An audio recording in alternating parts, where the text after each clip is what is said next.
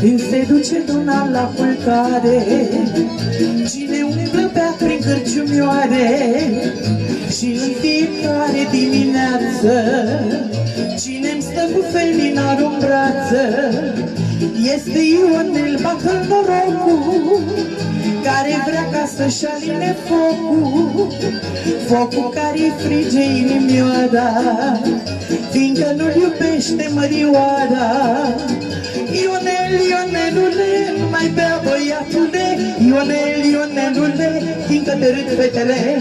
Ionel, Ionelule, nu mai bea băiatule, Ionel, Ionelule, fiindcă te râd fetele.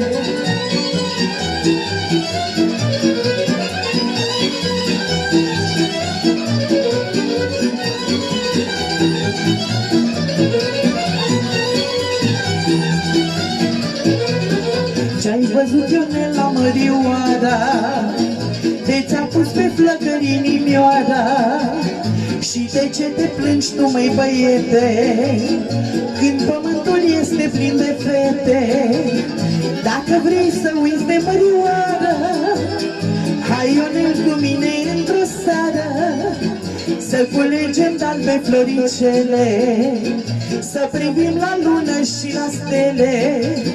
Ionel, Ionelule, nu mai bea băiatule, Ionel, Ionelule, fiindcă te râd fetele.